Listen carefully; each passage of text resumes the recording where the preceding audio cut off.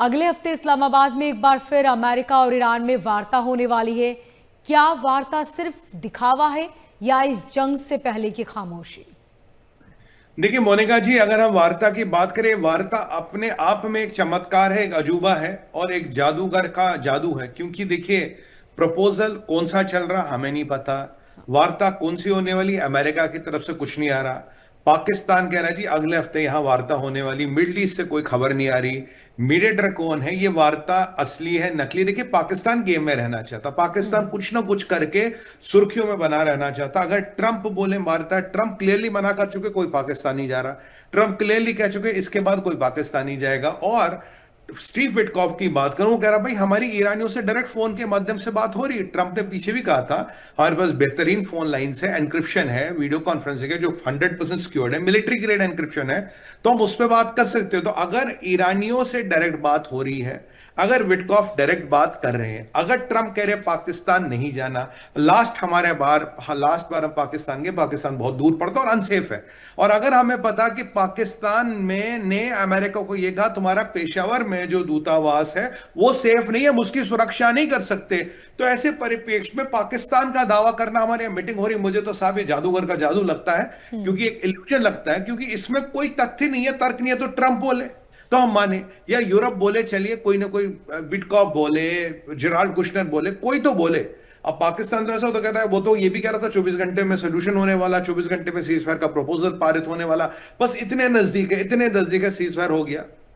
देखिए, ये भिखारी लाइमलाइट में रहना चाहते हैं, ये दुनिया की पॉलिटिक्स में बना रहना चाहते हैं, इसीलिए ये रोज झूठ पे झूठ, झूठ पे झूठ बोलते हैं। क्योंकि अब भी उन्हें लगता है कि पाकिस्तान कोई है, जबकि पाकिस्तान की औकात धोबी के कुत्ते की है, ना जो घर का होता है ना घाट का होता है, बस इधर उधर भटकता रहता है। ये उसकी कहानी है जी। ये मैं मान ही नहीं सकता, आपका दूतावास वहां से निकल रहा सुरक्षा के लिए, और आपके बड़े बड़े अधिकारी, आपके बड़े बड़े वाइस प्रेसिडेंट और इस लेवल के लोग क्या पाकिस्तान जाएंगे मीटिंग के लिए? आप बताइए, लॉजिकल लगता है? मुझे तो लॉजिकल नहीं लगता जी। जब तक ट्रंप अगर बोलेंगे तो बात है, बाकी पाकिस्तानियों क्या क्या रोज झूठ बोलते हैं, आज फिर बोल दिया होगा।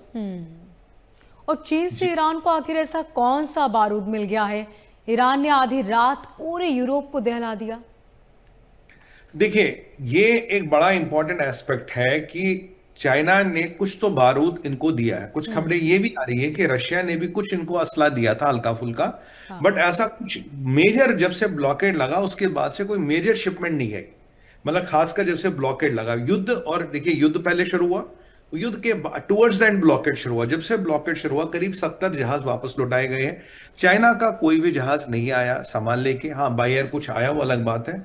तो बट चाइना ने कुछ उनको बारूद नहीं दिया। इनफैक्ट जो आज परिस्थिति है मोनिका जी, स्ट्रेट ऑफ हॉर्मोज में जो खर्ग आइलैंड है उसके पास बहुत बड़ा ऑयल स्पिल देखा गया है, और बहुत सारा तेल समंदर में रिश्ता नजर आ रहा है। क्या खर्ग आइलैंड में कोई कमी आ गई है, या क्या कोई जो कल टैंकर ध्वस्त हुआ था ये उसका तेल है?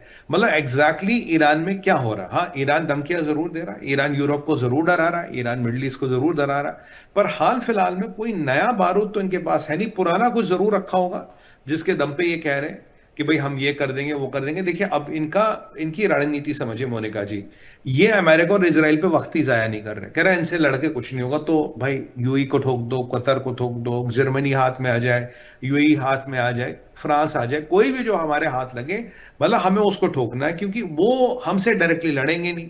और अमेरिका इजराइल ने हमसे निपटने की तैयारी कर दी, उनसे हमें लड़ना नहीं है।